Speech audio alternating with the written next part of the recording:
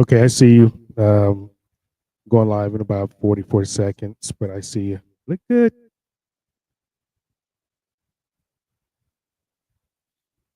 So I'll do my opening and then I'll bring you in. Um, after I do a little small opening.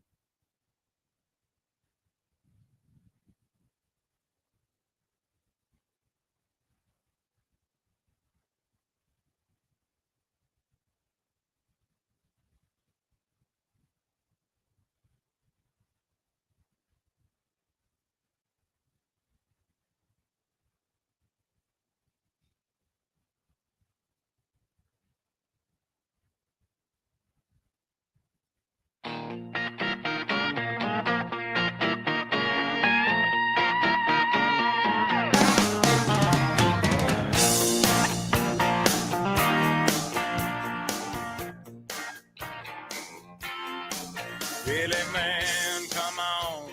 6 o'clock news says somebody been shot. Somebody's been abused. Somebody blew up a building. Somebody stole it. Somebody got away. Somebody didn't get too far. Yeah, they didn't get too far. Grandpappy told my pappy back in my day, son, a man had the answer for the wicked that he done. Take all the rope in Texas, find a tall oak tree, round up all of them bad boys, hang 'em high in the street, for all the people to see.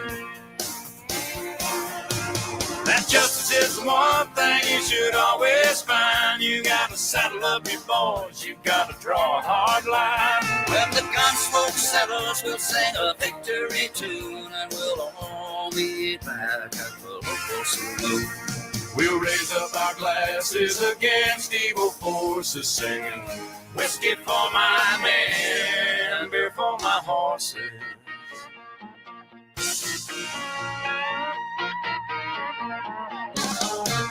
We got too many gangsters doing dirty deeds.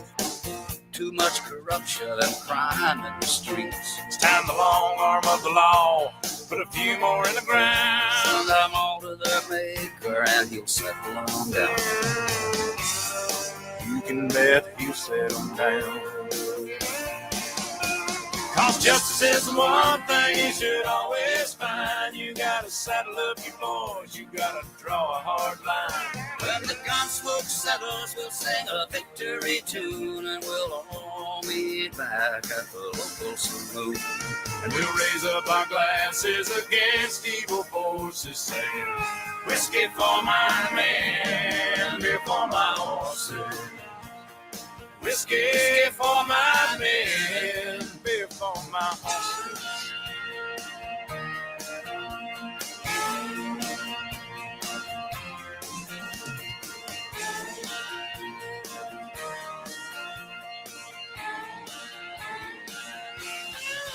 You know, justice is the one thing you should always find. You gotta saddle up your boys, you gotta draw a hard line. When the gun smoke settles, we'll sing a victory tune, and we'll all meet back at the local saloon. And we'll raise up our glasses against evil forces, singing whiskey for my men, beer for my horses. Singing whiskey for my men, beer for my horses.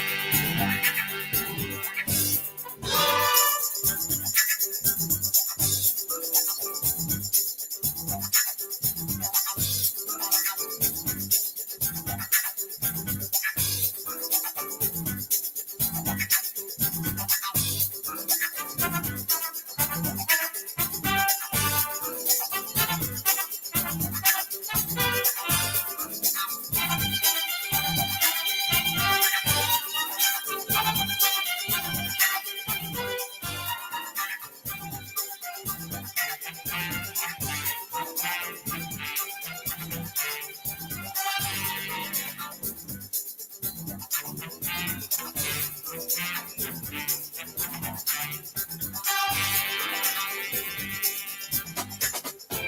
the black private dick? That's a sex machine to all the chicks.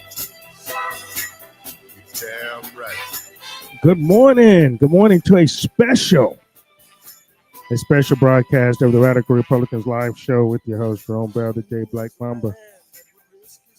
Yeah, we normally do this on Sunday night, 8 p.m. Eastern Standard Time, but I had a very, very special guest today, all the way from Israel.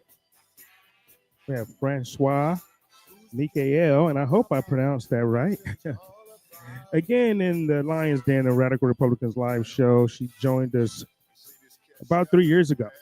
Some things have changed since then, and she's back in the Lions Den to give her very knowledgeable perspective on things spiritually.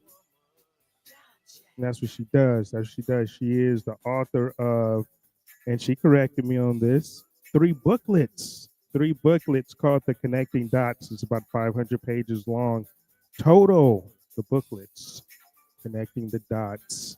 So I hope you all having a great morning. And I'm not used to this morning stuff because I normally do it on Sunday nights. However, had a birthday yesterday, had a great time.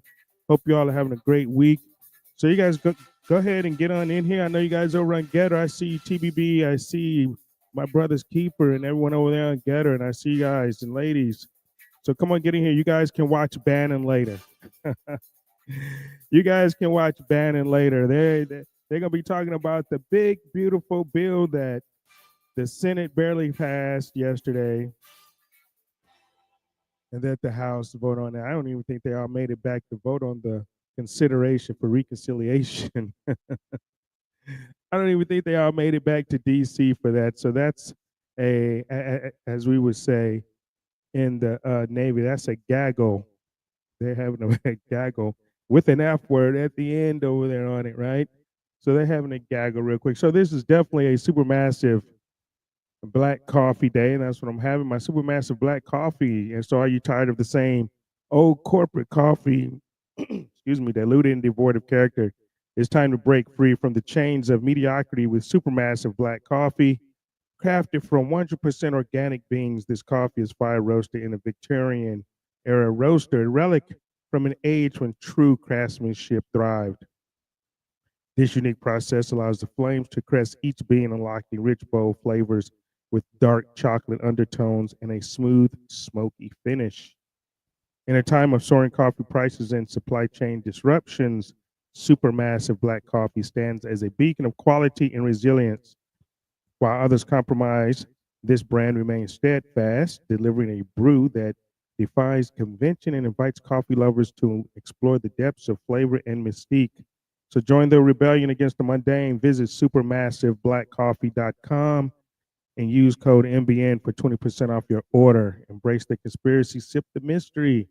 Again, go to supermassiveblackcoffee.com and use code MBN for 20% off. So I'm not going to keep you guys waiting. I'm not going to keep her waiting any longer. I know it's about 6 p.m. out in Israel, out there. Francoise Mikael, welcome back to the show. How are you? I think you're muted. We can't hear you.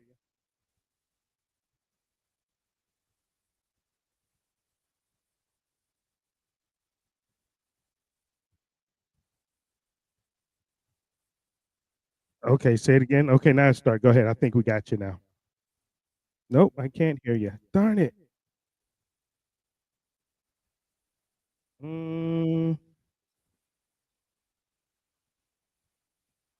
Because we just came in. Shoot. This is what happens when you do the live show. So, okay, okay, whatever you just did, I think that's it. I think I heard it. I heard a little bit of noise in the background. What did you do?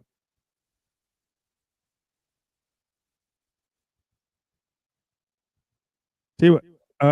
Okay, now try again. No, wow, because you muted. I saw you muted and unmuted, but I can't hear you. Can't hear you. You mute. Oh, try that. I'm hearing noise. I'm hearing like some noise in the background, just not your voice.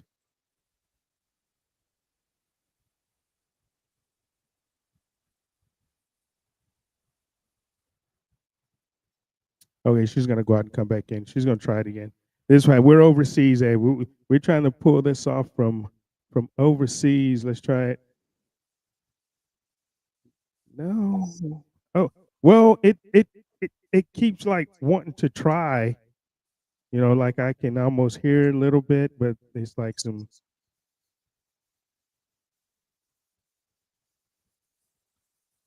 Are you using your microphone on your computer? Yeah, I can't hear you. Okay, so tell you what, can you go back out and try to come back in? Go all the way out and come back in. Just try that. Sometimes that works. Wow, man, I hope we can pull this off. Gee, what's going on? All right, so anyway, we'll try to get her back on. We're having some difficulties with her microphone. Seems like. Um, okay, so could you guys hear her by any chance over there in the getter chat? Could you guys hear her at all? Or is it just me? I don't think it's me, but could you guys hear her? Give me a thumbs up if you could, because I know I could not.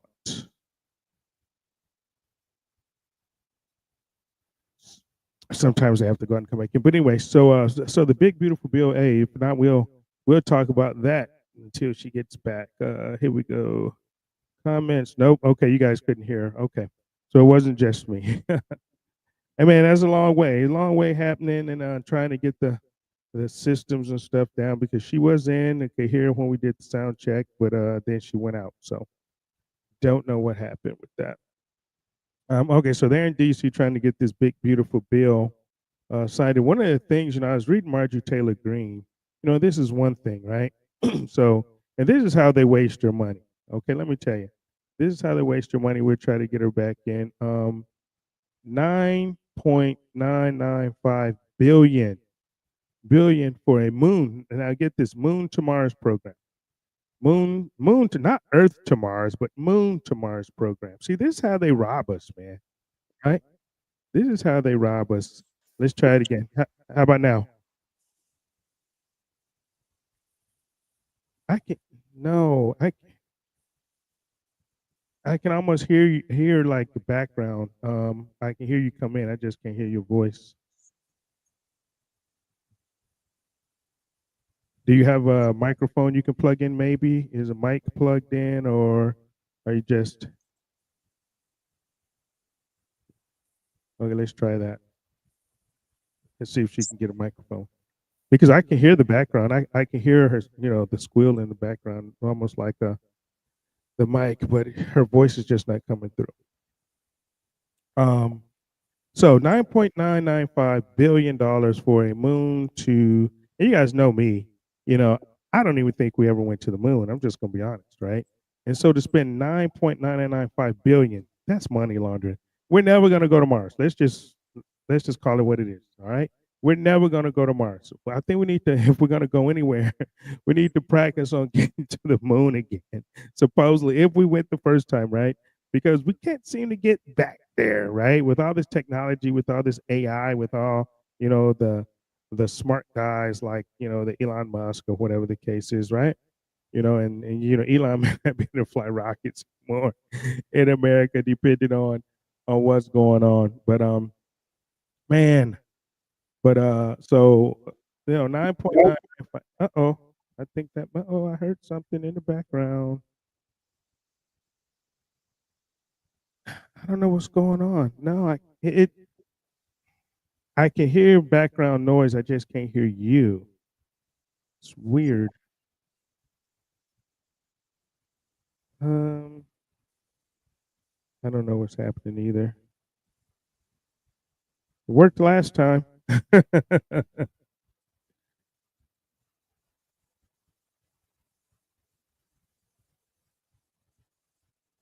No, I don't know either.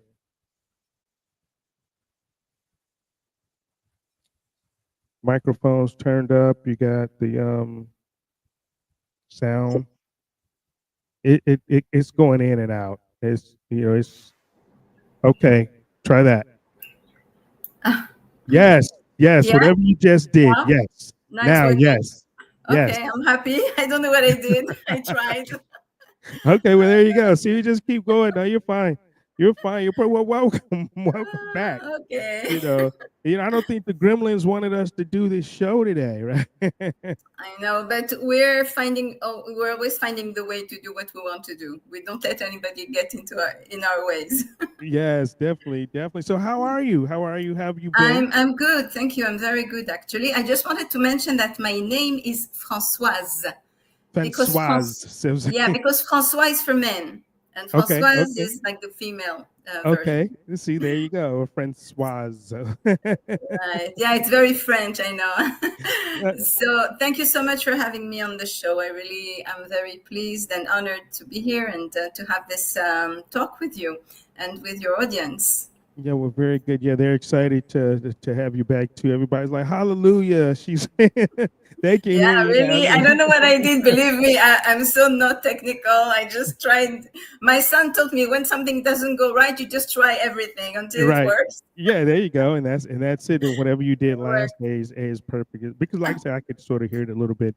So okay, so I tell you what, introduce yourself to the audience because some people didn't, see you last time on the show. And of course, like I said before, you can introduce yourself better than I can. So go ahead and take time, introduce yourself to the audience. Okay, so I was born and raised in France, in Paris mostly. And I studied in New York at Yeshiva University. And then I moved to Israel in my when I was 20 years old. I moved to Israel out of ideal.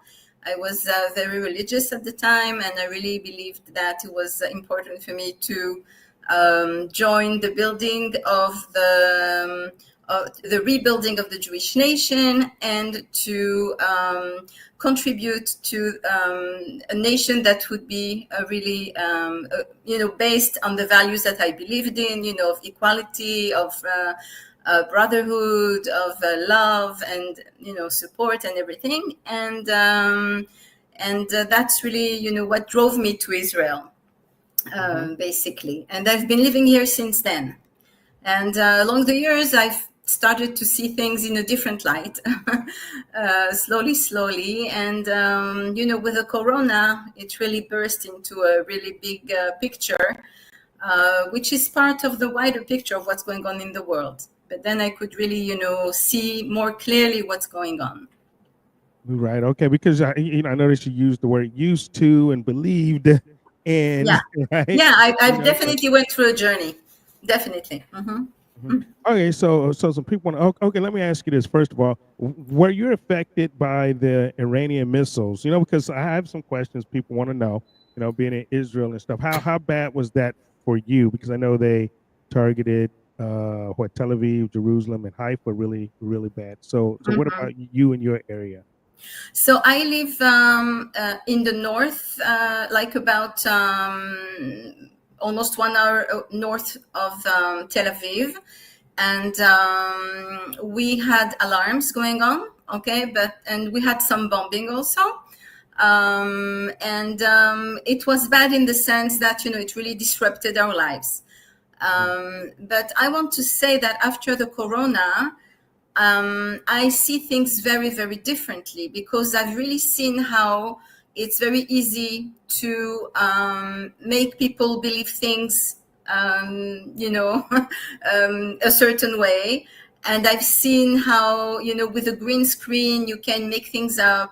And I've seen how, making people afraid it can create, a kind of surrender to the authority. And I could see definitely how in Israel they try to scare the population. Okay, now not only do we have alarms, sirens, we also like they got into our phones, and now we have sirens into our phones.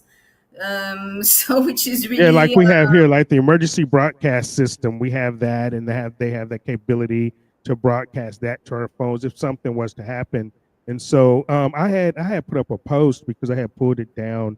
No, actually, one of my friends had sent it to me, and I guess there's this post, run to safety, sort of like we got missile alarms, And so all of that is coming to, that's like 10 million. Everybody get those in the entire state, right? Those broadcasts on their cell phone. Yes, but you see, I see this as another step into controlling the population and getting into their personal lives, because I think the sirens are enough. We don't need to have, I don't want to have somebody getting into my phone without my permission. You know, it's like with the corona, they said, you know, it's for your security. It's, you know, for your safety, for your health. You know, it's okay. I can take care of my health. You know, don't decide things for me. You know what I'm saying? Right. So I think that the sirens are enough. But obviously in Israel, you know, I posted something about it and people said, you know, no, it's good, you know, and it's the same people who stood online to get the shots. Okay. So there is like, you know, part of the Israelis are awake. They understand that we're being manipulated on many levels.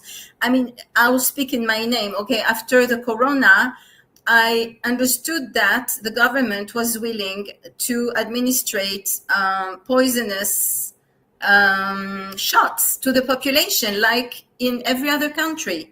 Okay, in the States also, in France, you know, I'm aware of what's going on in other places. So it means that our governments all over the world were willing to kill the population. Okay, that's the fact, you know, because now we know. Yeah, we're finding out. You know, and we know that it's poison. There is a 500 pages document that was released from the Congress, you know, after 2 years of research about what happened, you know, during the COVID period. And, you know, it really did more bad than good. And it's, you know, whether the masks or whether if it's the, you know, the quarantine, everything was really for the worse. So we understand that, like, I understand that if I had the information that I had, I'm sure that my government had those information too. And still they decided to jab everybody, to enforce you know, very strict laws, and they passed on some very dictatorial laws in Israel. Okay, and people lost their jobs, and you know, it was horrific. So we're still, you know, in the same. That's the same government that's running Israel.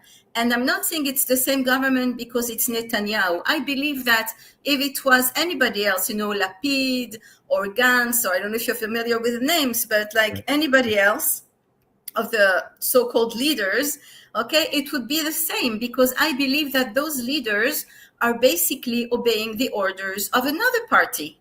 Because if you see what happened during the corona, I mean, for me, the corona was really, really an eye-opener. And I saw that there is some kind of synchronization between all the leaders of the world. They all do the same thing to their populations. So there is somebody who's giving orders from above or from behind the scenes. Right. Well, you know, that happened here too. You know, as you know, in the United States, we definitely had the mandates during the Biden administration here, the mandates, and people getting kicked out of the military for, you know, not doing it. I believe we have made. Well, you can actually correct me if I'm wrong, but I think we have more rights here in the United States because of the Constitution, you know, and different things like that. We don't have a constitution, you know, in Israel. Right. And one of the laws that was passed was that the prime minister is entitled to take any decision without the consent of the parliament or the court. So basically, and this law is still in function. It's still happening. So any day, whoever is in charge of the country can make a decision that's irreversible, because he's the only person who decides, which is not very democratic in my, you know, in my opinion. And it's still there. And many other laws as well, which are also frightening. Okay, they used the COVID to introduce a new set of laws that really negate people's rights, citizens' rights. So when I understand that this is what happened, then I don't have trust in the government anymore, whoever the government is. I mean, I personally do not vote already many, many years. I used to vote for Netanyahu. Like 20 years ago, I voted Netanyahu. Okay, right. But I woke up and I stopped voting at all, altogether. because I understood that in Israel, and I believe it's not, far from the truth in other countries. I know, at least in France, for example, that it's the same man whose name is Attali. His first name, for some reason, I can't remember. But he's the guy who has been accompanying every single president for the past 40 years. No matter if it's a right or left president, he's always there. He's Okay, there. so what does that He's mean? the handler. He's what we call the handler. So what does that mean? So you see, it's like, I'm not a politician, but I'm observing and I'm using my mind. Okay, I had a teacher that I loved very much. Maybe you've heard of him, Bob Proctor. Okay, he's like a mentor, and he used to say that 2% of the population thinks, 3% think they think, and 95% would rather die than think. Okay, right. That's what he said, and I feel it's very true. And that's why I think we're at a time where we're put against the wall, and we have to decide if we want to continue stop thinking, like not thinking, as most of us have been doing, or if we want to connect to our divine pole. Okay, we have a divine, like we have let's say a materialistic pole, a matter pole, and we have a divine pole in us, two polarities. And I see life as moving closer and closer to our divinity. Okay, but as we've been living, at least since I'm on earth, as we've been living, we have not been living according to our highest faculties. We've been led to do things like a herd. We're told, do this, we do this, go to school, we go to school, go to university, you spend your life, paying your mortgage. And that's what people have been doing. And they don't even realize that it's real enslavement. So I think that now we're put in front of a situation where God is kind of telling us, now, guys, you have to decide. If you really don't want to think, there is a way that's open for you. It's called becoming a cyborg, a hybrid between a computer and a human. And this way, believe me, you won't have to think, you won't have to bother. Okay. The other possibility is that you raise your awareness. And I think that what's going on in the world is really pushing us to raise our awareness and to become closer to who we truly are in our essence.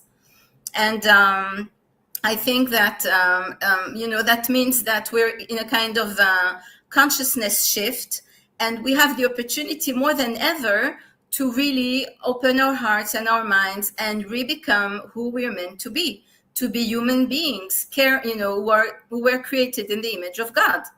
Which means to be, full of love and kindness, and to build societies that are very different from the alienated societies that we live in, where millions and millions of people live on anti-depressant, anti-depressant drugs, medication, and mind altering, mind altering. So because that's what God made us for. He gave us the ability to think, right? That's what makes us different from the animals.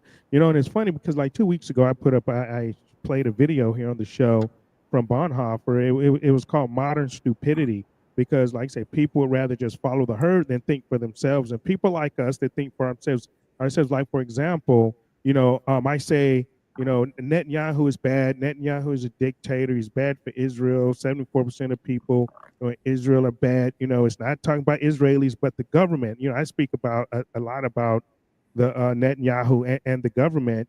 And, I get called a anti-Semite. I get called, well, you don't love Israel. Israel is the chosen people of God, and you're against God. I mean, just all of this stuff, right? I'm like, what am I talking about? I'm talking about Netanyahu and the government. And so you just said that Israel basically, now if I say this, I would get, called all kinds of names, but you basically said a little earlier that Netanyahu is a dictator. He's a dictator, basically. I want to try and not speak personally about people, but I want to stick to the facts. If there is a law that is a regulation that is still that is still active, that says that If somebody gets arrested, they cannot use their lawyer, or if somebody or that the people who enforce the law can get into apartments without a warranty from a judge and just burst into an apartment. That's not democratic. Right. Totally. Exactly. So I want to say that, before that people start calling others names and accusing them of this or that, people have to look at the facts. And the problem is that people don't look at the facts. They just look for facts that reinforce their beliefs. Okay? And what I can tell you is that some people have beliefs that they've had since they were 5 years old, and they're still living by those beliefs. Because if anybody, let's say an American who's born in America, was born in, I don't know, in another place in the world, in a different family, they would have different beliefs. Different beliefs and views, right? You understand? Right. But people don't want to know the facts. They just want to reinforce, to consolidate their beliefs. And that's really sad, because part of growing up, part of evolving, is really to question your beliefs, because most of our beliefs are not really our beliefs. They're our parents' beliefs, our great parents' beliefs, our great what we've been taught, beliefs. what we've been taught in school, what we've been taught in church, what we've been taught in the media, and societies. Exactly. And I think that what should drive us is really to try and become the best version of ourselves, which means the best human beings we can, because I think that's what really gives happiness to people. The more we get the closer we get to our true nature, to our true essence, and the happier we are. I don't think people are happy by playing something that they're not. You understand what I'm saying? Right. So I think that to be who we truly are, we really have to ask ourselves questions, and to adopt what serves us, and to reject what does not serve us, in the sense that it doesn't make us evolve in our better self. And about anti-Semitism, I want to say that there are a lot of people who are awake who are anti-Semitic, and it's true. Okay, and I'm not judging them. Okay, but what I'm saying is that if we understand that our awareness creates our reality, our personal as well as our collective reality, then we have to be careful about what we hold in our hearts. Because to hate people just because they're people doesn't make sense. And I had this conversation with a friend from Facebook who is from Europe, and we built a friendship over the COVID period. And then at a certain point, he started posting some really, really anti-Semitic stuff. And then I spoke with him, and I called him on the phone, and I said, what's going on? So he said, yes, the Jews this and the Jews that. So I said, who are the Jews? Like, what Jews are you talking about? So he said, yes, the bankers. I said, okay, how many Jewish bankers are there? Like, I'm not a banker. My neighbor is not a banker. Who are you talking about? So there might be some Jews who did some bad stuff, like there's some Christians who did some bad stuff. Absolutely, right. Okay, and we cannot hold a whole nation responsible for 100 or 1,000 or even 10,000 people who behave in a wrong way. Okay, and I think that it's really, but what I've come to understand is that, at least in Europe, it's very much rooted in the belief that the Jews, we said it's a show with no censor. So we're talking about everything in an open way, okay? Right. So in Europe, at least, and I'm from France, to remind you.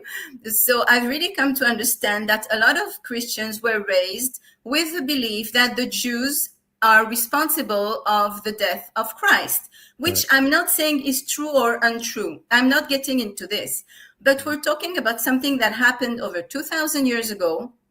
And still, some people, they hate Israel and they want Israel to disappear from the map of the world.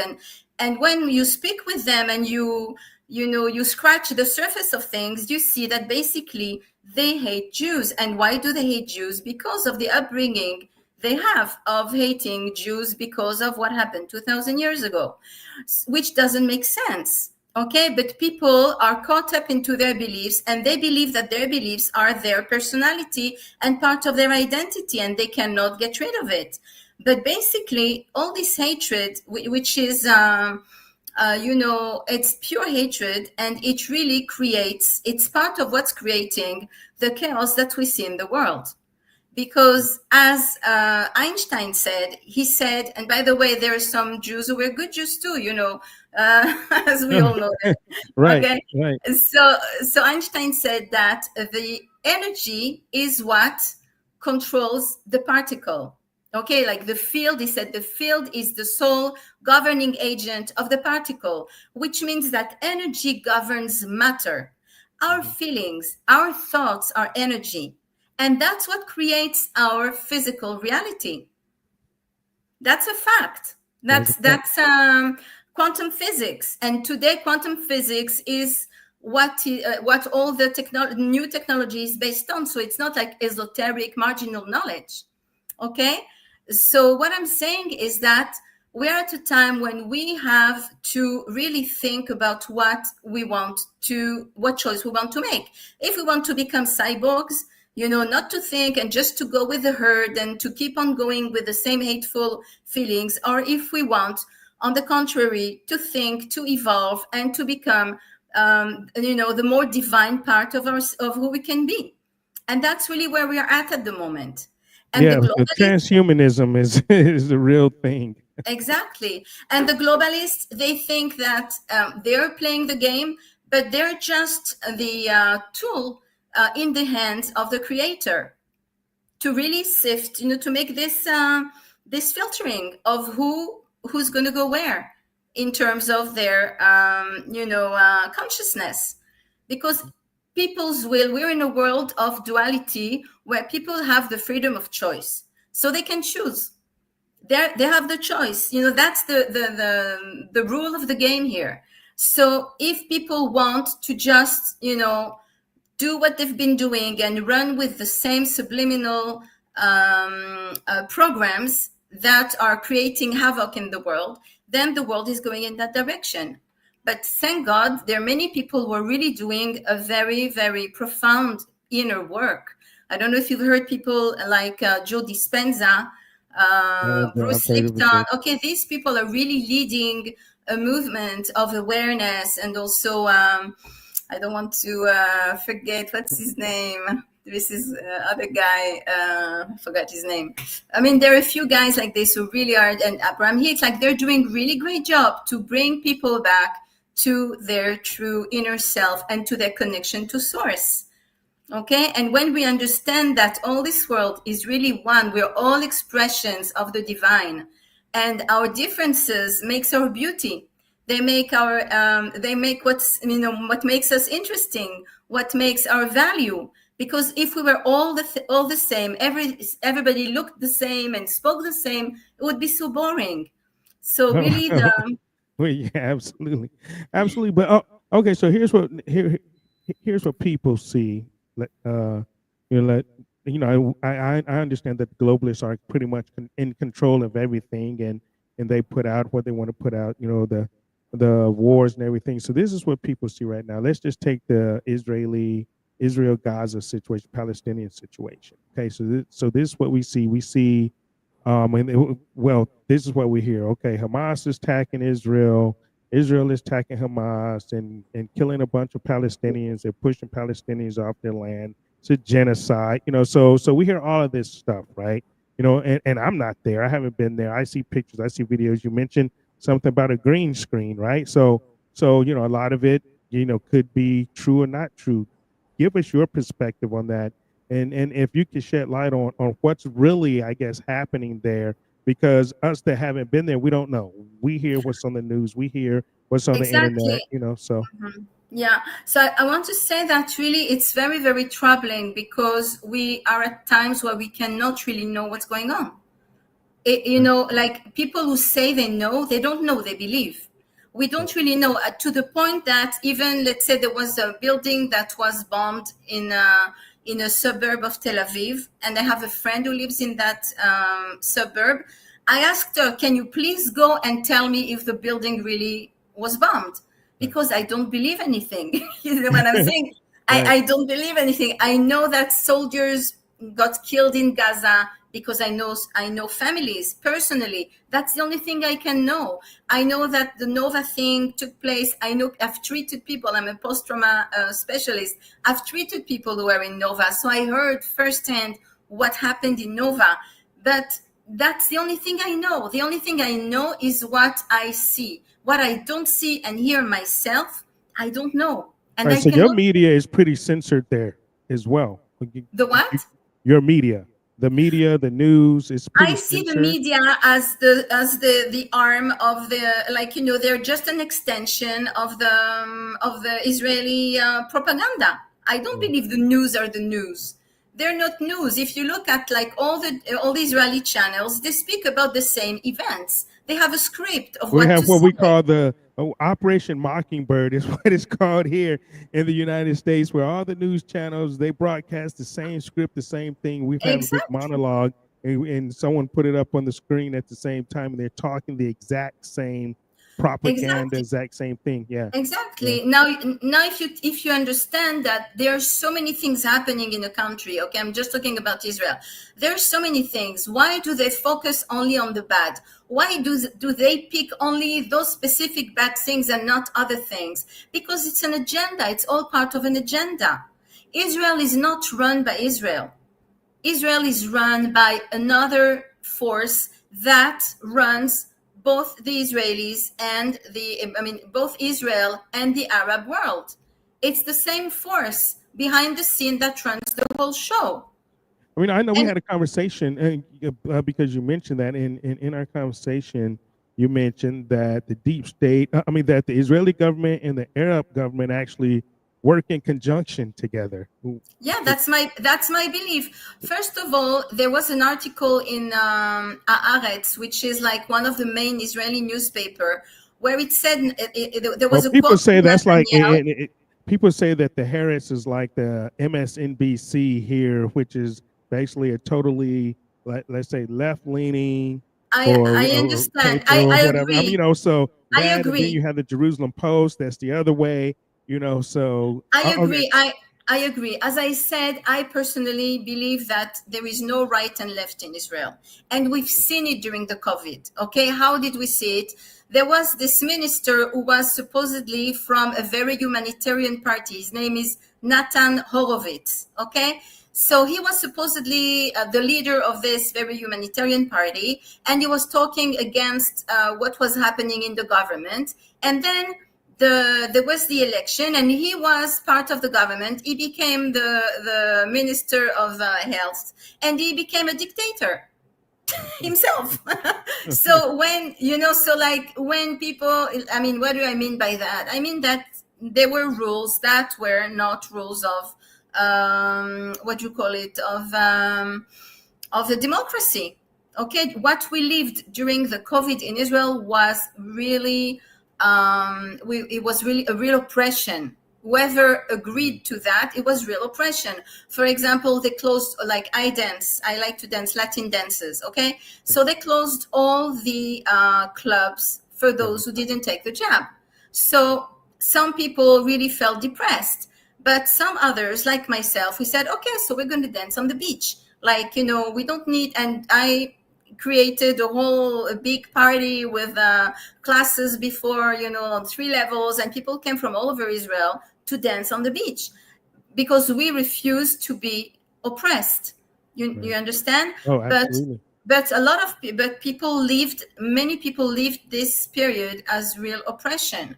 The Israeli population is being oppressed and they don't even realize it. Even the fact that in Israel, there are news on TV and on the radio, like not on TV, but on the radio every hour. And there are flashes of news like every 15 minutes. People, are totally brainwashed. Right. And they don't even realize it. When I tell people, so stop listening to the news. No, I can't. I must know what's going on. So it's like they're addicted. So it's like they're asking to be beat. It's like somebody's beating them up, and they're holding the hand that's beating them up. You know what I'm saying? Right. It's like, so it's very difficult. Most of the Israeli population doesn't have a clue what's going on. They don't have a That's same here in the United States too, because like I said, a lot of people did get the jab. I was, of course, not one of them.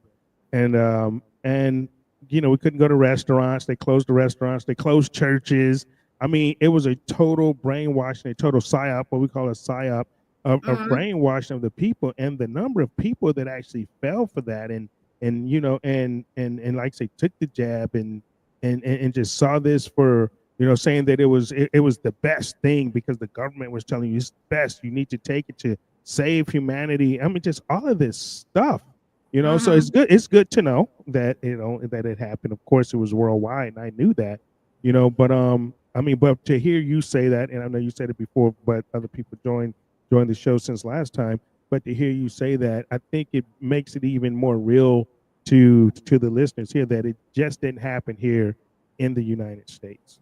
No, it did not happen. But I think what it shows is that there is a hand that runs all the governments. That's the deep state. Yeah. Wait. Deep state. There's a deep state because you say, are you called a conspiracy theorist in Israel? Yeah. Like Ocardia, we call it conspiracy theorists because we mentioned the deep state. Of course, the deep state didn't exist. Now the deep state exists. So now there's a deep state in Israel too, right? Well, I think it's the deep state that runs all the countries. I don't think it's only in Israel. Yes, because you see, we could really see during the COVID, it really opened, it like unveiled, the truth that there is a coordination, there is a coordinated action among all the nations of the world. And the countries that did not align with that, their prime minister was killed. In Tanzania, for example, right. 6 months after he refused to believe in the what you call it, like they were putting something in the nose of people. What you call it? They were doing this test in the swab. Yeah. COVID so he refused to do that. He said it's fake. 6 months later, he was not in the world anymore. And I think there were like 6 African prime ministers who were who disappeared in a few months because they refused to align with those directives of the what do you call it? I know the name in French, OMS, like the health, the WHO, WHO in English. WHO, okay, the World Health Organization. Yeah. So these organizations, they are a proof, they're already a certain stage of one world government. And for example, the UN was created to kind of unify the governments. And before that, there was the League of the Nations, like in 1920 something, 26, I think. That was the precursor of the UN. And what was the name of their publication house? Lucy, yeah. Okay, and who was their main spiritual? Like they had the spiritual. They had some spiritual writings that were the foundation of their organization. Who was the leader of this of these writings? It was Bratislavsky, who was a woman. I think her name was Maria Bratislavsky. And she was an occult, a woman who was doing occult writings. She had a book called Satan and stuff like that. So that's where things are coming from. Right. Oh, yeah, exactly. Yeah. It's definitely the dark underworld running things. I've said before that this is Satan's world. Satan is ruling this world. He's controlling most of it anyway, because, of course, like you say, people are not using their own mind to think. When we independent thinkers, we're the threat to the globalization, let's say the globalists, cultures of America, because we actually think, we ask questions. I mean, just I'll throw random questions out there because like I say, I use my own mind. I'm an independent thinker. My soul, I guess you can say, my soul is in touch with the universe, let's say. So I'll ask questions that may seem off the wall, or may seem really, really weird, or may seem, that I'm attacking, someone or something like that. But I'm just asking a question to get people to think, and I can't tell you how many times and how many people I get attacked by, because it's just not what everybody else thinks, right? Yeah, So it's very challenging. It's very challenging to live in a world where people think of themselves as advanced because of the technology that is very advanced, but who are not advanced on the consciousness level. Because to ask questions and to create a space where people are free, can feel free and safe to ask questions, is the basis of freedom. Okay, it's the basis right, of freedom absolutely. of thinking. If we don't ask questions, we don't get answers, and we don't move on. We don't progress. So it's very important. But when you said Satan is in charge of the world, I don't think so. I think that there is a duality, like there is a fight between light It's a and fight. There's a fight. there is a fight, but I want to believe that that God is in. When I look at nature, it's so beautiful. It's so full of love, so full of Oh, generosity, absolutely. so full of beauty. I don't think Satan would have, created the world like that. And I mean, well, no, I don't mean the world like that. I mean people in the world. Let me rephrase that. Some of the people, in the world, not oh really, yes, oh the yeah, world itself. No, God is over everything, and God allows things to happen because, like you said, we have choices. People have to make choices. It's how we're gonna, eventually get to heaven because we have to make choices, good and evil. So yeah, I mean, so as far as that goes, I'm saying the governments, the people that are controlling our lives. Let's just say that. I You agree. know, The people who are in charge. I also think that yes, it's a problem. They're on a different path, but that's why I believe that the solution is in consciousness, because consciousness is really working with energy, and energy is the pre-stage formation of matter. Okay, you understand? mhm. Like if we like, I think that in the material world we cannot do much because we don't hold the reins of the health system, the educational system, the finance system. It's not in our hands, Right. and so we're very weak in that field. But if we play by the rules of energy, which is using our thoughts, our feelings, our intentions, then we can make a difference. And there are many scientific studies that have proven that when people get together with common intentions, they affect reality up to 76%. There is something called the Maharishi effect, which proved it over and over again. And this was published in very reputable journals, scientific journals. Okay, so I think this is really the way to go, to really meditate together and to visualize the good, to stop talking so much about, like, I stopped talking about the bad. Like, I wrote book, 500 pages. I have 5 more hundred pages that I didn't publish, Oh but I wow. Okay. stopped but I stopped publishing that stuff because I felt like I was giving it energy. I felt like Mhm. the fact that people are exposed to it and speak about it and are afraid of it, then it kind of creates what I don't, it like Yeah, manifest. nourishes, It manifests what you don't want because, like you yeah, say, it nourishes the monster kind of thing. Mhm. So I really changed, like I made 180 degrees change, and now I'm really into positive thinking. And actually I'm teaching a course on like according to Kabbalah wisdom, to Jewish mysticism wisdom and the laws of physics, how to maintain a high frequency so as to get out of the matrix. Because the Kabbalists, the Jewish mysticists from all the places in the world and from all the times in the world, they all said there is a way to get out of the matrix. And they knew these times that we're in at the moment. They knew it. And that's why we're writing what we're writing for you guys, so that you do the job when these times happen. And I can share with you what the job is. Oh What yeah, they definitely share with us. And this is from the Kabbalah. You say from. Yes, yes. This is from the Kabbalah, and the Kabbalah is like the body of it's the body of works of books that have been written that are considered as Jewish mysticism. And what they all say is that joy is the key. Joy.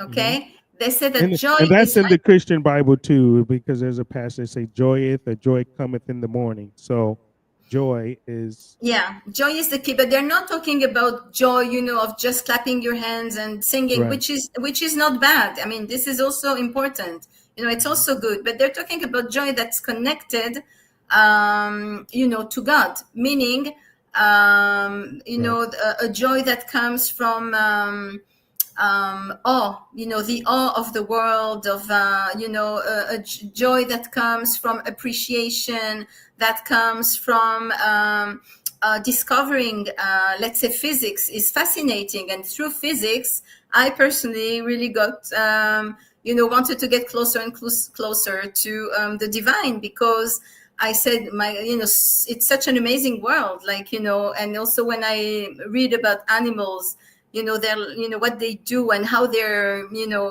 how they function. It's so fascinating to see the amazing world we live in, and I'm full of gratefulness, and that fills me with joy. So that's the kind of joy that we're talking about, and that joy is really a power of alchemy, which means that it can really transform your reality in the physical world. That's what they say. And there are many texts. It's not one or two or three of them. It's like many of them say it. And so in this show, I really want to invite people to connect to this, to connect to their joy, because joy is really our true essence, because it's the essence of the divine also. Right. I mean, and I find that too, and a lot of people will tell you that people that go out in nature, right? Let's say, I feel my best when I'm out in nature, when I'm out camping or fishing or just walking through, Yeah. and even on TV, you mentioned animals. I love to watch animal shows, right? I love to watch, things, the wild, and how they do things in the wild, and it's just so beautiful, and and I'm at my best or feel my best when I'm watching those type things, because I don't watch the news either. I have a show, so I have to get current events. I do that stuff. I get most of that from the internet, but I don't watch news. I don't watch local news. I don't watch any of that because, like I say, it's just too depressing. Right? It's very very depressing. And I have a friend Yeah. named Thomas Blackwell. He goes around the country and he gives these seminars on language, right? As far as language, meaning how you speak, how you change your language into to bring forth, the essence of life and good things in your life, because how you speak, it opens up things to the universe. So if you speak negatively, yeah, that's when you get negative stuff, and positive, so yeah, it's definitely connected. All of that's connected. The language, the feelings, everything, like you say, is all part of the joy, that you talk about there. So yeah, I think that's a good thing. Beautiful. So I think it's important to speak about the solution, because we all know the Mm-hmm. problems, we all know the issues. And so it's important to know that the solution can come through our awareness. If we decide to make a change, to stop focusing on the negative, to stop nourishing ourselves from bad news. Do you think it's perchance that, it's by chance that all the news are always negative? It's just brainwashing to make people believe that the world is bad and to disconnect them from themselves and from God. And that's what it is too. I mean, not to cut you off, but I mean, I've been all over the world. Right? I've been on every continent, been all over. I've been in Israel. I've been, pretty much everywhere. And and everywhere where I've gone, the people are great. I've never had any problems with any of the people. It's these governments, and it's the governments of propaganda where Iran hates you because, and they hate Israel, and Israel this, and we hate. So it's all this stuff. So we have to bomb because of this. We have to do this because of that. And it's really not the people. The people are not the problem. That's why, when people say anything, I despise what the Israeli government is doing. I despise what's going on with Hamas or whoever is running, the Palestinians. It's the Israeli people and the Palestinian people that's caught in the middle that I care about. These are the ones that's suffering whatever conflict is going on. Mhm. from whatever view you get, because like I say, you get one view, you get one side, depending on who you're listening to, and so I mean, once we break away and get away from that, it's really all about people and how we really treat each Totally. other. Totally. I just want to give you an example. For example, in Israel, there were some really big demonstrations against Netanyahu. Okay. Hmm. And so we thought, I mean, people thought that it's the people who are demonstrating. And so they're, voicing their anger and this and that, which is true. But who paid for those demonstrations? Who organized them? Who organized the logistics? Hmm. Who paid for all the, what do you call it? All You got the signs, you the got PR, you got the flags, the everything. PR. We have the same thing here. Same Exactly. thing. So it's hundreds of thousands of shekalim, of shekel. Who paid for that? As it appears, it's the left. I mean, it's, what do you mean? I don't want to say the left because I don't believe there is right and left. But it's like, and I don't want to say names either, but it's like so-called left-wing people, Right. and that got money from American funds.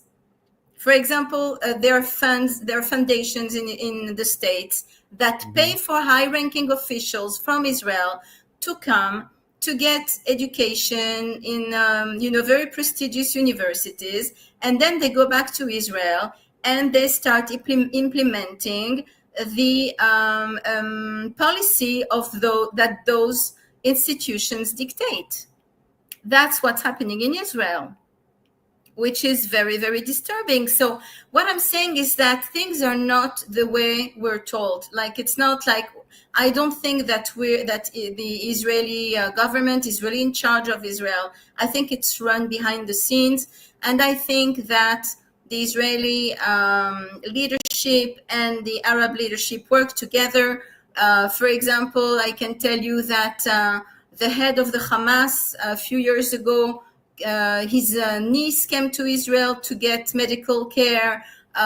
Israel agrees to pass the billions of dollars from Qatar. It goes through Israel.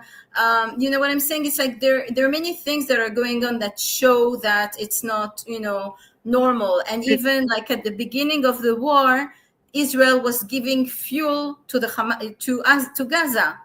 Okay, Mhm. so you're I mean, like, I've said that, because where from do you what I'm see stuff looking, like that? You know what I'm yeah, saying? uh, It's uh, like a whole theater. It's a theater. right, right, and I've expressed, and I've said some things. I'll say something like, well, Hamas is on the payroll, meaning that they were created, from what I understand, they were created by the Israeli government to go Yeah, against the PLO, yeah, and things like that, and they've created this Frankenstein type of thing, right? yeah. This boogeyman, sort of like we did with Al Qaeda and Osama bin Laden. So Hamas is the With boogeyman. ISIS, Right. the states also created ISIS.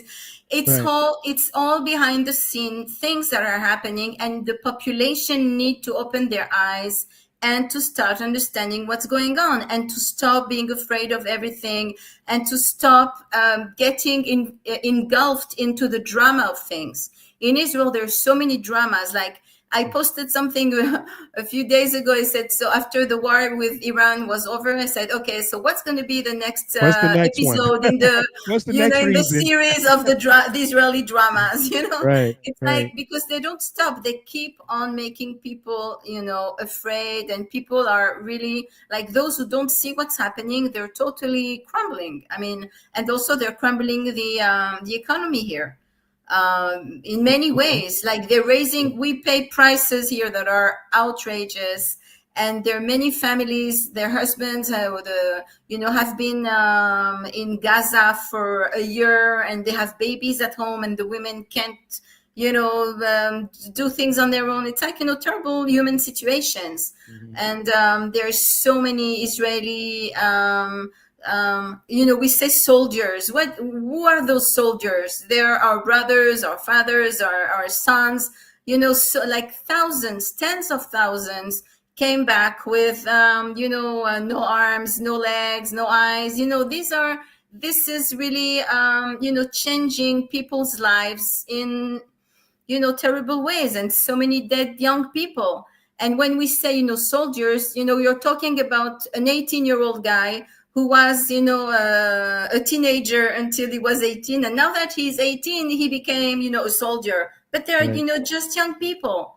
And they're being sent to war, which is also like, crazy. Why? Because the government puts the Israeli population into a terrible situation, like an unlivable situation, in the sense that there were all these hostages who were taken. So obviously the population, like the Israelis, want the hostages to be back. Mm-hmm. And so they agreed to have the soldiers go and get them. But, how can you really, how do you say, how can you free hostages that are, underground and stuff like that? It was in advance, it was going to be a swamp.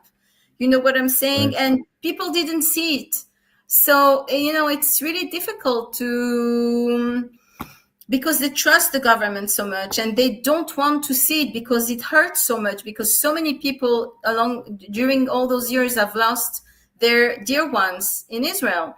Since the beginning of the state, there have been so many terrorist attacks. There have been so many wars. So everybody is wounded or killed in every family. You know what I'm saying? Like everybody has people who are dear to them who went through some really difficult and painful events. So that's why the Israelis don't want to believe. They don't want to believe that their government is oppressing them and putting them into those situations. What would be the solution there? Because that's one of the things that we hear here in the United States. What would be the solution to end the conflict? And my thing is, one, you have to get the opposite side off the payroll. People think I'm crazy when I say that, but even you just pretty much shed light on that. They started Hamas, and now this new group, Abu Shabab, or whatever the case. Like say, I have to get into the news thing because I read the Haaretz, I read the Jerusalem Post. I do read those to get some of my information. But what would be the solution there? Because I don't think they want a solution, because like say you keep the people in fear. So you keep, using them. You keep using Of the bodies, and course, of things course, like and that. I want to tell you more than that. It started with the British. Right. This area of the world was ruled by the British and the British. French, like Lebanon, Syria, Jordan, and Israel. They were called the Levant area, Correct. and they were run by the British and the French. And Israel, which was at the time called, it was an area. It has never been a country. It's important for Right. people don't even know that, but it has never been a Yeah, country. and that's one of the things. That's one of the biggest things here, is that people don't realize that it wasn't a country until 1948, but it was, the area. It was an area. But go ahead. Exactly. And most people don't know that. And like there has never been a king of Palestine. There has never been a Palestinian money, Palestinian courts. There has never been anything like that. It was just a desert area. And there are people like Mark Twain who went around and censored the population. And they're talking about like 500 people in, it's like, it's not millions. There were some Jews, some Christians, and some Arabs at any given time. I mean, since the Muslims conquered Israel, which was around the year like 1000, but until that it was the Romans, the Byzantines, and so many people conquered this area because the Jews were expelled from Israel by the Romans. So basically, there has really never been a country called Palestine, and therefore there has never been a Palestinian people. The Palestinian people was made up again for political reasons in the 60s. And if you take any encyclopedia prior to the 60s, you will not find Palestinian, like it doesn't exist. I checked it in different encyclopedias. There is no such thing. It was really made up in order to create more and more conflict in the area. But basically what happened is that the British, who put chaos and misery in every places they put their feet on. In every continent they went in, they always got the populations to fight and to kill each other. So they did the same in our area. What they did is that they promised this land to the Jews and to the Arabs. Okay, the same area. So okay, there was a partition plan and this and that. In the end, Jordan was given to the Arabs and Israel was given to the Jews. Jordan is like, I don't know, 5 times bigger than Israel. But still, there is no peace because they don't want to be a peace here. They want to continue to oppress the population and to, because they serve the force, they serve the darkness. They are servants of the forces of darkness. And that's what darkness does. Darkness oppresses and puts and brings misery everywhere they can. That's their job.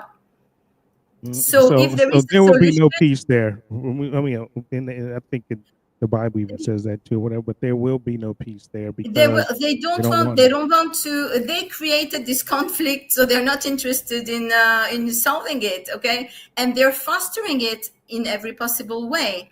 And I just want to give another example that shows that they're working together. For example, there is this man whose name is Meshi Zahav.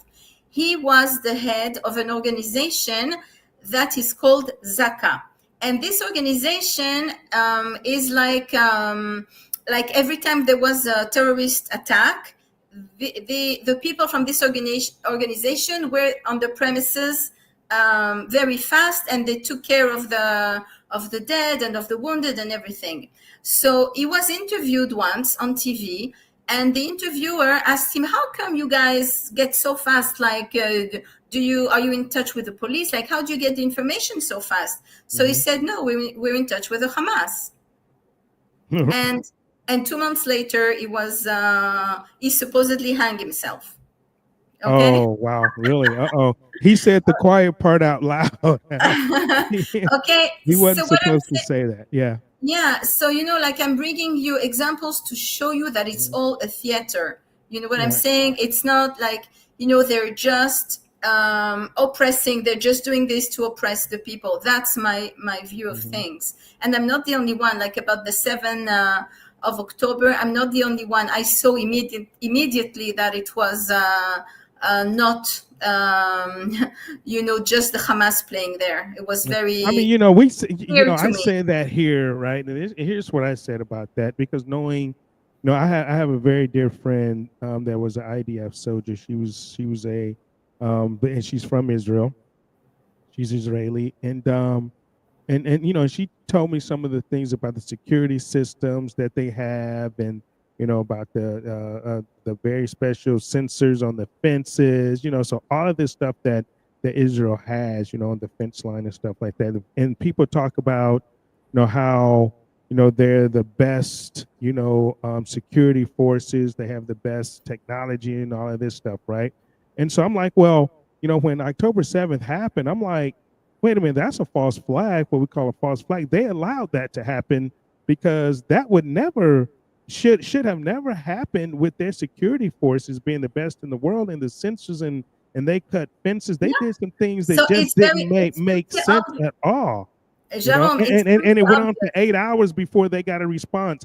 That would never happen. I mean, because you get a response from the Israeli military right away if something happens, not 8 hours later. Not only if something happens, if there was a bird, like they were, there are girls that's what she said. Yeah, it would shoot the bird, like on the fences. Even the bird it touches the fence, you have like a patrol running at the bird, you're running there to see what happened. Yes. Right. See, I said that because she said it too. She's like, no, the birds get shot on the fences because they're so censored, or somebody would respond immediately because of that. And man, and people just I mean, they totally, like I said, they don't think for themselves. I'm like, okay, well, if you say that this military and these people are the greatest in the world, as far as that go militarily, how did they allow that to happen for 8 hours? And, so when you look at the facts, to me, it's obvious that it happened with very active collaboration from Israeli high-ranking people. And I said it since the beginning, but only now are there voices really coming up, and you know, from ex high-ranking army people saying this is not possible, and you know, it was, you know, it could never have happened if there was no collaboration from inside. And you just have to look at the facts to see that it's obvious. But unfortunately, again, the Israelis don't see it because they cannot admit that they're being played by their own leaders, because it hurts them so much and it frightens them so much. Well, there's many Americans that believe the same thing. It's not just the Israelis. It's, you know, I would probably say most of America believes the same thing. No, the Israeli government couldn't have been a part of that, because, you know. Well, okay, but that's a belief. But then there are the facts, and if Then you want, there- I can give you a series of facts. Yeah, You know? go ahead, give us some facts. We love facts on this Okay, show. and everything I'm saying was, you know, in the press. Okay, so it's not like my opinion of things. Okay. Right. So first of all, this fence was considered like the most secure border in the world. Okay, before they built the fence, there was a movie that was made by the engineer who was in charge of the whole thing, and he showed how this fence is invincible, how deep it goes into the ground, how I don't know, like the top of the modern technology and this and that. Okay, and the people who got through the fence did it with a tractor and with donkeys, and you know, it's like, you know, what the hell is going on here? It was like incredible. Now you can see that what happened. I mean, I'm going to give you more facts, but just I'm thinking, you know, what happened was so horrific. It was really done in a way to bring fear in people's hearts. It was so, how do you say, cruel, inhuman, you know, no words to describe it. And it really gave a great fear in people's heart. And therefore, a few months later, all of the north was evacuated. So you had like hundreds of thousands of people who were driven out of their homes because they were told that the Hezbollah was planning on doing the same thing that the Hamas did. So you had whole families who had to leave their homes and to come closer to the center. So what happened is that you had all the periphery, all the south periphery that came closer to the center, all the northern periphery that came closer to the center. So you have a much denser population now. Correct. Okay. So that's also something, you know, it's like I can see, like when you look at the facts, you can see that there's things going on. You know, there are movements that are pushing things in a certain way. And so in terms of facts for the 7th of October, so first of all, there was this fence. Then what happened is that a year earlier, they got, the Israeli government got like a description of what would happen, and they kind of dismissed it. They said, nah, it's not possible. But 2 months before it happened, the girls who sit at the border and who, you know, they have special screens and they watch what's going on the other side of the border, they said, you know, something weird is going on. We can see that they're training, you know, for an attack. And their supervisor said, no, okay, you've already told us. We said, you know, it's nothing, so don't bother us again with that. And they kept on telling them, on alerting them. And then they were threatened. Those girls were threatened that they would be brought to court if they continued to harass their superiors. Okay. And there was this guy who was from a nearby kibbutz who used to listen. He had like a big apparatus that listened, that was able to grasp conversations from the Hamas. He spoke perfect Arabic. His material was confiscated a few months before by the Israeli high-ranking officers. Okay, why would they do that? Then there is this thing called Ain Roa, which is like the Seeing Eye, which is also, a name that's reminiscent of the all-seeing eye, on the American bill, Right, on the dollar. American dollar. Yeah. The Yeah, all-seeing eye. so that seeing eye is like a device that was in the sky, and that kind of gave a global view on Gaza. Okay, and this thing for some reason got damaged about a week before, and they did not. By chance it got damaged. It stopped working, and they did not change it. And then there was. This patrol of combat soldiers who every morning they go around the fence and they check that everything is okay. They were told that same day not to patrol. Okay, and there's so many. I can go on and more. And the head of the secret service, of the secret services or whatever, and the chief of the army, they were told about it at 3 o'clock in the morning on that day before it happened, and they were all by chance on the vacation in a far place in Israel. Like they were not nearby, like the further south, in Eilat, which is like a place that's very far from there. So, and they didn't do anything about it. So it's like, I don't buy it. I'm sorry, it doesn't make sense to me. And that's it. Maybe because I was not born in Israel, then I'm not indoctrinated to believe in the government as being my savior or my father or something like that. But I mean, the facts are there. Okay? But you've lived there long enough to see and understand. Oh yeah. But I'm not. But I think that because I know. Because I wasn't brought up in Israel. You weren't brought up in you say you didn't get there till you were 20, so you didn't go through the education, like you say, the entire indoctrination. So it's like, I can step on the side and observe, which most Israelis do not do because they're just in this path. Most Americans don't do it either. Yeah, I understand, which is really sad, because it cannot happen without the cooperation of the population. You see, like the population is being used, basically.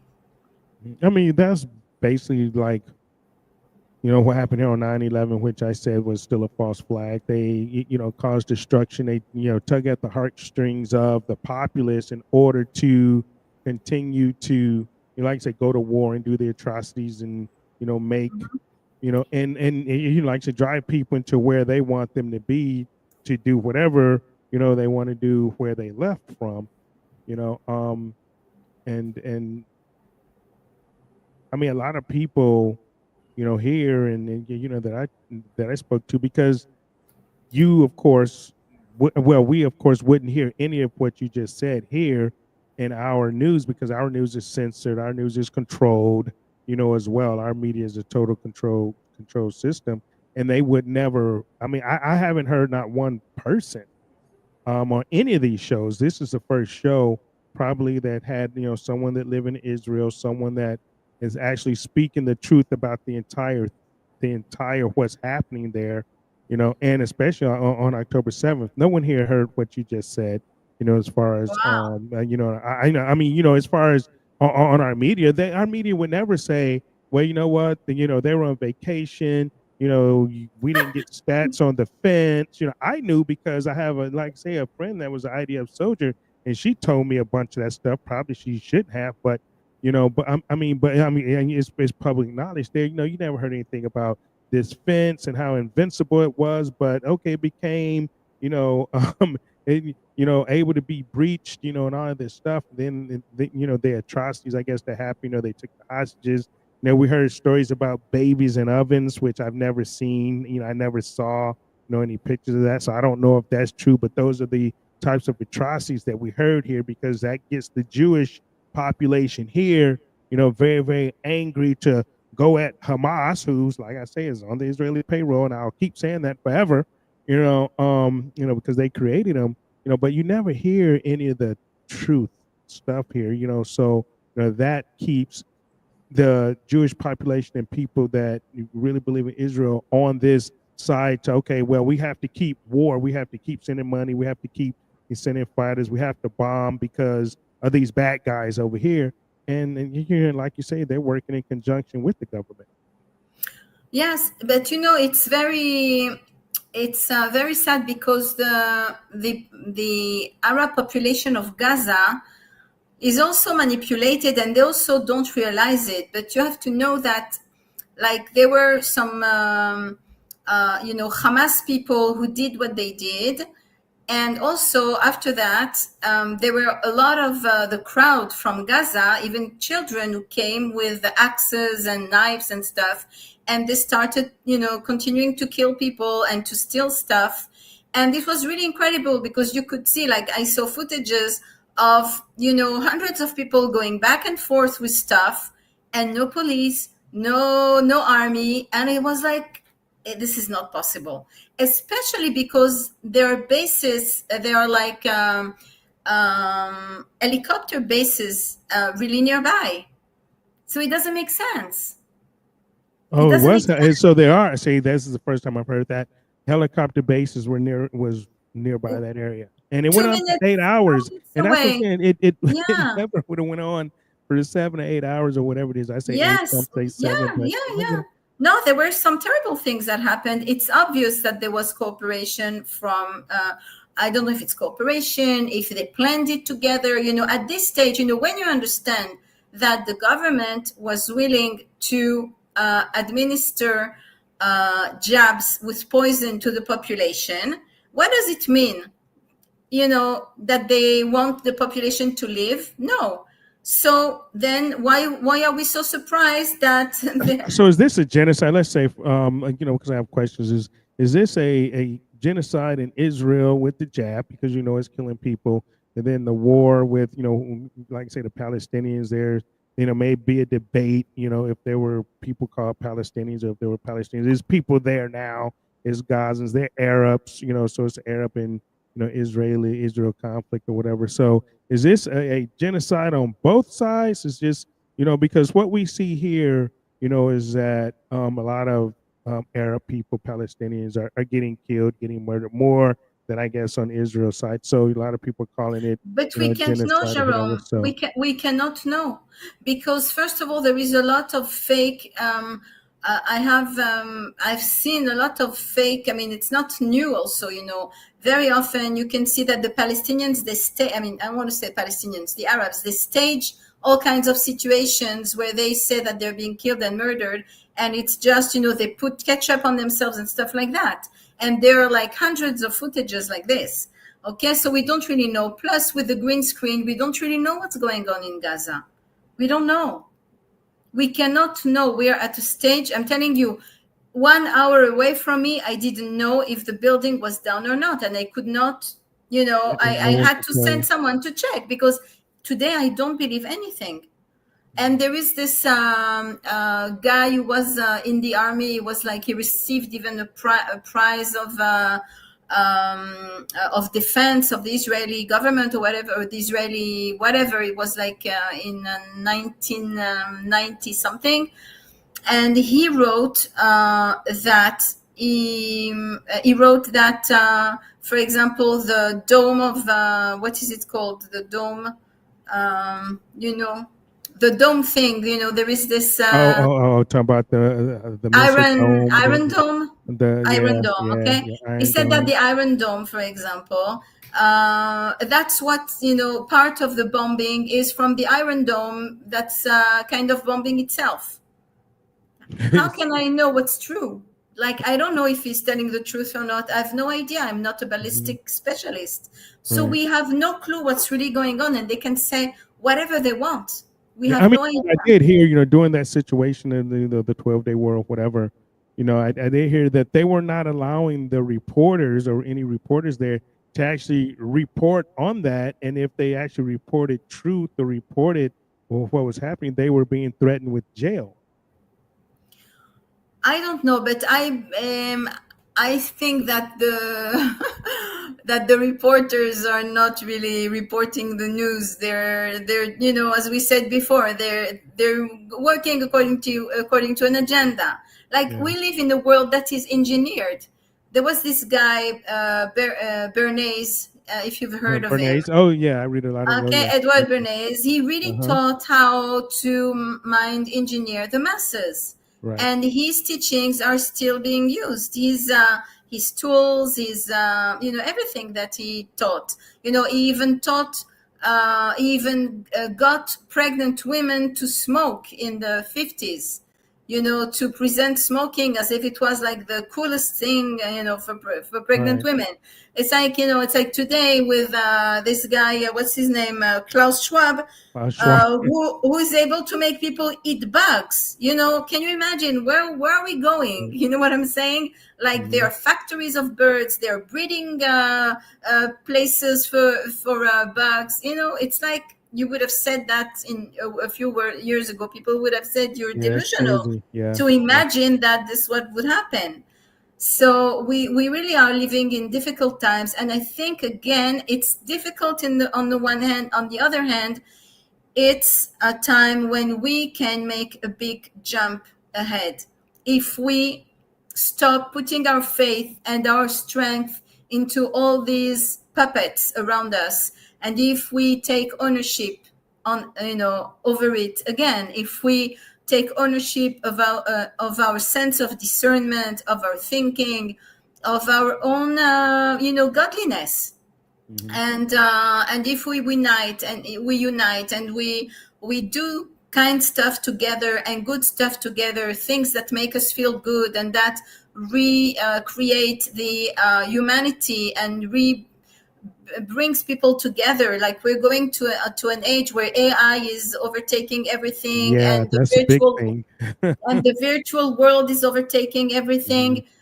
But some of us, those who are aware, can make the shift. And we don't need to be the majority. We just need a critical mass. And people are working on it. I can tell you that there are circles of people all around the world that are doing work on themselves, on their beliefs, on their fears, on their hatred, on, really trying to get rid of all the stuff that prevents them from being close to their divine side. And so I'm very optimistic, even though reality is challenging. I'm still very optimistic. And in Yeah, we Israel, have to remain optimistic. yeah, Mhm. in Israel also, people are doing a lot of work. People are working on their traumas and their what do you call it, transgenerational traumas. From generation to generation, traumas are passed on. People are really doing a lot of work. So I'm hopeful.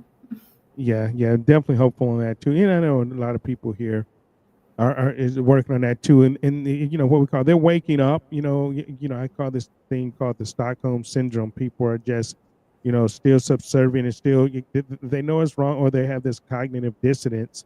They know it's wrong, but they love their masters so much. They trust their government so much. And right now we're seeing a shift. Well, not really a shift, I guess. A rift between some factions here in the government, people that believe, some certain things. And so, people are waking up to the fact. And I mean, because we are, worldwide, basically slaves to the master, for those that, really buy into that concept, or really don't think for themselves. Those that do not think for themselves are the slaves, for sure. And those of us that don't, buy into the construct and think for ourselves, we're the enemy of the state. We are the threat to what they want to bring. As far as someone said in the chat, the one world order. We've heard that for years. Where we just all controlled. Klaus Schwab and these people say you'll own nothing and be happy, right? That type type stuff, and I don't buy into that construct. So I'm hoping more people definitely wake up and work on these. So what exactly can people do? You have like I say, anything for uh people to be able to do to awaken themselves and continue to get rid of the negative forces. First of all, I would encourage people to really get rid of their traumas, because traumas are the poles around which revolve all our negative beliefs and limiting schemes of thinking, of action, and everything. So really, traumas are the basis as far as I'm concerned, and it's important to go to specialists who really work with trauma, who are specialists in trauma. The second thing that I would recommend is to learn more about things that are connected to our awareness. There's some great mentors, as I said, like Joe Dispenza, and Greg Braden, and Bruce Lipton, Bob Proctor. These are all people who really teach how to connect to your higher self. If some of your audience want to learn about the Jewish mysticism and physics way of dealing with the situation, basically I have a plan. Okay, I didn't tell you. Okay. All right. Well, tell us about this plan. I have a plan. I'll tell you what. My plan is to build a community of 3,000 people in Israel who will maintain a high frequency over a certain period of time, and they will be a critical mass that will help make the shift happen positively, meaning the awareness shift is taking place, whether we want it or not. It can happen painfully, or it can happen gracefully if we raise our consciousness. So raising our consciousness, as far as the Kabbalah says, is first and foremost to be happy. Because when you're happy, you're fulfilling the desire of the Creator, who created this world for people to enjoy being created, for people to enjoy the world that He built. Okay? So if there are 3,000 people who will be who will maintain a high frequency for a certain period of time, then this will create the shift. And why 3,000 people? Because the strength, the power of doing together the same mental activity, in that case, to maintain high frequency, the power is exponential. And this is according to physicists who have done work like that and who have measured work like that. Okay, so if there are 3,000 people, it's enough to make a shift. So that's my plan. And so the community will be called I'm the Change. I'm the Change. Okay. Yes. Okay, and how do people here in the United States become a part of that? Because you say in Israel, 3,000 Israel, how do they become a part of that? They can be the change themselves. They can decide to, first of all, I'm willing to have the course in English. Okay. If people are interested, it's a fascinating course because it really shows how we are creators, how we create our reality. Like, a lot of people say, thought creates reality. I show how it happens. Right. Yeah, okay? We think, there's Napoleon Hill wrote a book and he said Think and Grow Rich, and in Think and Grow Rich, and he says something in there, we are what we think about. We become what we think about. So true. Very true. So basically it's really a course that teaches how we create our reality without paying attention. So when you understand that, then you can create your reality purposefully. Okay. And also part of the course is really Kabbalah, and it brings texts from all the great Kabbalists, and it shows that how joy is really the ultimate tool to create a positive reality, like an enjoyable reality for oneself and for the collective, basically. So if people are interested, I'm willing to have the course in English. And how do they get in touch with you? I can give you my email. Okay. Yeah. So it's 2024. I am the Change at gmail.com. Okay, say that one more time. 2024 in numbers. Okay. I am the change at gmail.com. 2024, I am the change at Gmail. Now you're gonna Yes. get thousands of emails. So there you go. I just put that up in one of the chats. So all right. Okay, Thanks. well, cool. Okay, so in closing, yeah, I'll let you finish and close it out because we're about at the top of the show. So you can close with your statements or whatever you want to close with. Go ahead. Okay, I didn't prepare anything like that. I will say that I believe in human beings. I believe that we're created in the image of God, and I believe that we're good in essence, and that we're at a time when we have the possibility to get rid of the layers that cover this humanity that we carry with us, this divinity. And I think that we're at great times, and it really depends upon us. It depends on us to make the world that we all aspire to happen, to make it to make this reality for all of us happen. It's really in our hands and in our minds, of course. Yeah, and it's all about the people of the world, because Yes, people don't hate people. The governments make people hate people, right? exactly, So, exactly. And when we do the work, then when we work with energy, then we have our power back, because energy is prior to matter. Energy creates, like matter is the crystallization of what we create with our thoughts. Okay. Einstein said that, right? Yofi Jerome, it was so nice that you had me on the show. Well, I really thank you. appreciate it. Really, Yeah, it was a nice talk, and I'm happy I said what I said. Like I feel good with the messages that I put out, and I hope people are receive those messages, and that we can move forward and make a difference. Yeah. thank you for coming on. Again, even though it was a challenge at first, but it's been a few years now. But thank you, and and I would love to have you back on, of course, anytime you want to come on when Thank you you. finish this next writing, about I Am the Change, and put it in English. Let us know, and Okay. people email you. We put the email up on there. But thank you so much. Thank you for your wisdom. Thank you for your truths. Thank you. Thank you for being honest here, on the show, and because that's what people need the most. People need honesty. People need, Yeah. the truth, because we don't get the truth. I agree totally. That's why we have to more and more turn inward and get the truth from ourselves. We have to open other senses that we have to get information. Okay, Yeah, not only through the news, but we know a lot of information. Like, we're connected to the field. The field holds all the information.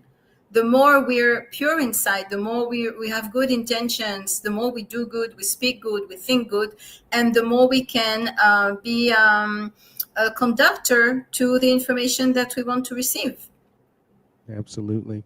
Okay. Beautiful. Absolutely. So, well, thank you, and we'll see you next time on the Yes, with Radical Political Life pleasure. Show. It Thank you was so great. much. Thank Take you. We'll talk care. to you Bye soon. bye. Bye bye.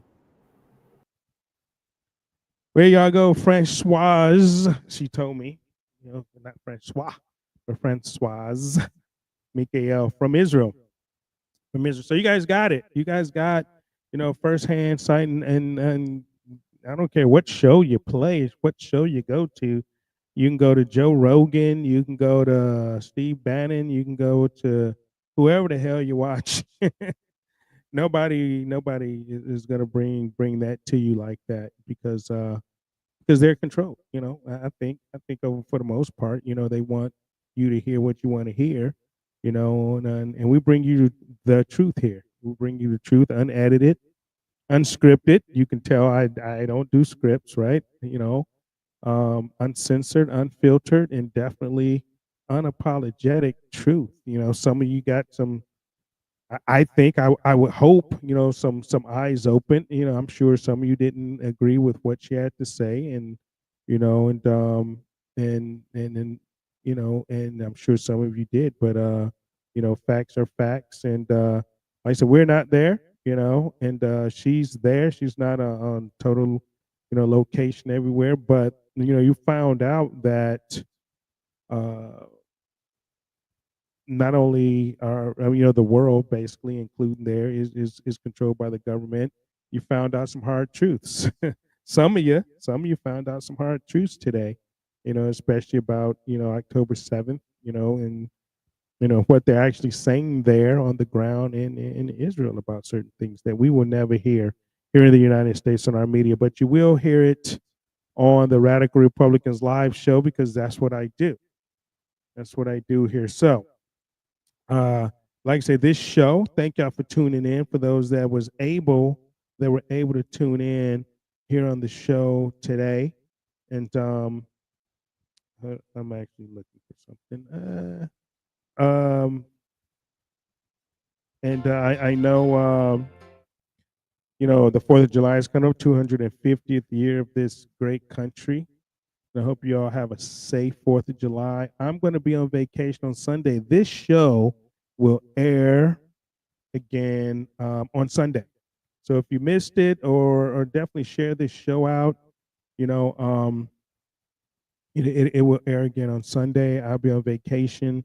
I said this was a special broadcast because that's when I could get Francoise on, live for you. We started to do a recorded show, but I felt that it was more important to bring it live, just in case you all had any questions or had anything to say. But like I say, thank you for those that did tune in live. Um, and then now you guys get back to your regularly recorded programming, programming stations, and yeah. So you guys gonna hear a lot. Like I say, when I open the show, you guys are gonna hear a lot about this BBB. Yes, BBB, man. Is you guys, they just continue to rob us, man. I mean, I already said about the moon thing. 9.995 billion for Moon to Mars program. We've never been to the moon. So people think I'm crazy. People think I'm crazy, but that's okay. It doesn't matter. We got this defense reconciliation. I'm just going through some of this stuff, man. We have 25 billion for Golden Dome for America. Why we don't need that.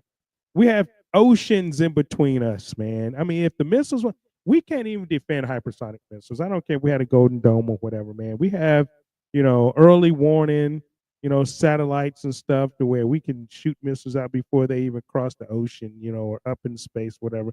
We don't need 29 billion for a Golden Dome, 25 billion for munitions, which accelerates the purchase of most important munitions. What are we going to do besides give them to Ukraine in Israel, right? I mean, we wouldn't, why, if we didn't give all our munitions and weapons away to these other countries, we would probably have them.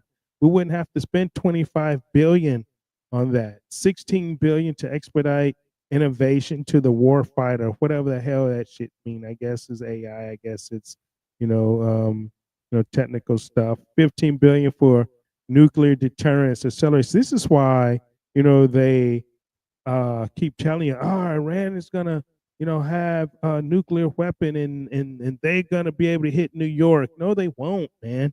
But they tell you that so they can spend 15 billion. They can steal 15 billion from us to accelerate modernization of the triad, improves readiness of our current nuclear deterrent, invest in infrastructure needed to restore America's ability to manufacture nuclear weapons. I mean, it's just so much stuff, man, that it's in this bill, and a lot of people, they, go at Thomas Massey, even though it barely passed in the Senate. Now, there's other people, you got Marjorie Taylor Greene, you got, I think, Chip Roy, you got other ones that you say this isn't good anymore, man. The Senate stripped out all the good stuff, right? You know, we got 24.6 billion in mandatory funding for the U.S. Coast Guard. Okay, I get that. New assets, build maintain existing systems, and for new vessels, and it's just crazy, man. It's just crazy. So they're upgrading the Coast Guard. They're Hercules, there's C-130s, there's H-60 Seahawks. I actually brought those into the Navy. For uncrewed aircraft systems, 266 million. For systems, and then we got 60 million for fiscal year 2026 scholarships for actually HBCUs. Hey man, they say Trump is a racist, but they're trying to give 60 million for HBCUs. It's a racist. And then we got the 46.5 billion to finish President Trump's border wall. Why is it 46.5 billion to finish the border wall? I thought the border wall was only going to cost like $6 billion, but it says 46.5 billion to finish the wall. 4.4 billion to hire new border patrol agents. We need those. We need the border patrol agents. We need that. 10 billion for state and local governments to improve border security. So we're talking about Homeland Security there, 45 billion to expand ICE detention capacity. And we just got to get the illegals out, and I understand that, So, but it's a bunch of stuff, man. Tax cuts. They actually rolled back the tax cuts. They're in there, but they cap it. They cap the tax on tips. The no tax on car loan interest. On car loan interest, which excludes used cars through 2028. So I guess you can go and get a car loan and won't have tax on that through 2028. So, that's actually pretty cool if you can pay the car off in 2 years, and then you probably get hit with major taxes. How about getting rid of property taxes, yo? How about let's get rid of property taxes so people can actually own their property after paying off their land and their house, where the government can't take it because you're paying taxes on it. Okay, what about that, man? Let's get rid of the property taxes so people can own their shit. You know, uh, we got domestic growth, Green New Deal rescissions. It repeals or phases out the Inflation Reduction Act, so they're trying to get rid of that. But I think the Senate put it back in. So it's just all of this other stuff, man. It's 950 or 1,000 something pages now, whatever, man, of stuff. People, going off at let me see. What's this? Carolyn said, check on the golf carts Trump is getting for Secret Service to use to protect him as he plays golf. Yeah, man. You know, like, hey, I guess they can't walk and protect him if he's on the golf cart. It's just stuff, man. A lot of this money can be used to get the homeless vets off the street. Let's feed some of these kids that's starving. Let's fix some of this infrastructure in the freaking country. That's falling apart. That's falling apart. A lot of this money can be used, and I think in such a better way. But they continue to rob us. They continue to, take taxes. It just is what it is, man. And of course, I believe taxes, criminal taxes, theft.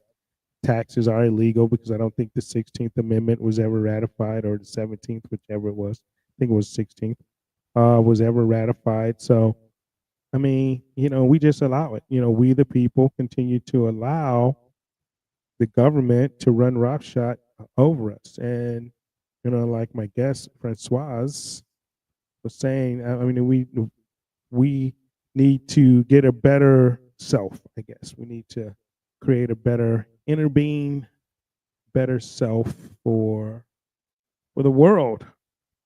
For the world. So, but I want you guys to have a happy 4th of July, Independence Day.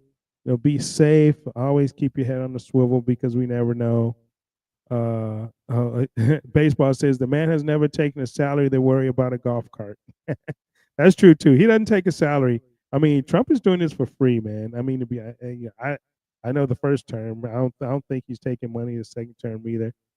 He's doing it for free. I guess you can say it. So yeah, get the man a golf cart, right? Right, baseball.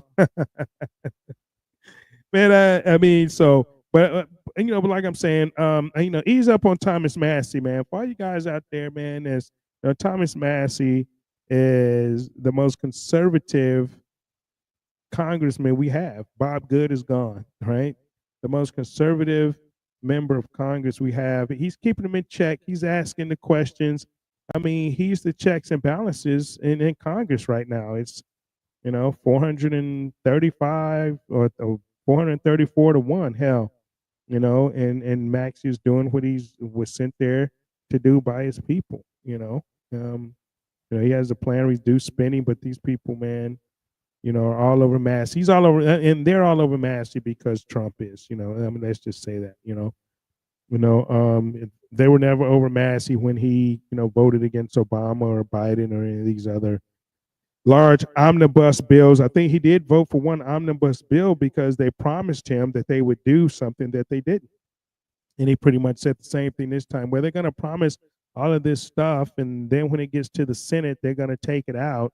So, they're dangling the carrot, and he was right. He was right, man. So, I mean, I think we need one, man. You can't have, everybody just, rubber stamping, it's the rubber stamp. So, but enjoy the 250th anniversary of this great country. And that's how we going out today. So y'all be cool. Like I said, thank you for tuning in. The show will re-air on Sunday night, same time, 8 p.m. Eastern Standard Time. I'll see you guys in a couple of weeks. And because I'm going on vacation, y'all be cool. And be safe. Take care of your families. Kiss somebody. So y'all take care. To be living here today, 'cause the flag still stands for freedom, and they can't take that away. And I'm proud to be an American, where at least I know I'm free. And I won't forget the men who died, who gave that right to me. And I gladly stand up next to you and defend her still today. 'Cause there ain't no doubt I love this land. God bless the USA.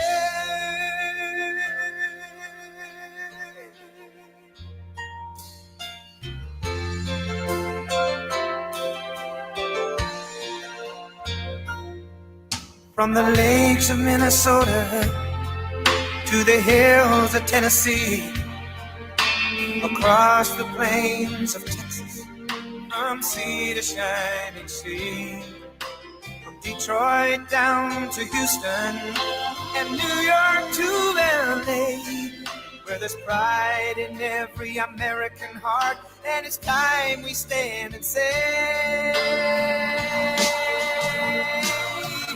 that I'm proud to be an American, where at least I know I'm free. And I won't forget the men who died, who gave that right to me. And I gladly stand up next to you and defend her still today. 'Cause there ain't no doubt I love this land. God bless the USA.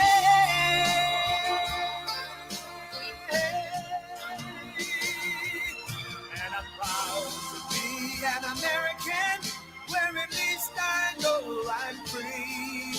And I won't forget the men who died, who gave that right to me. And I gladly stand up next to you and defend her still today.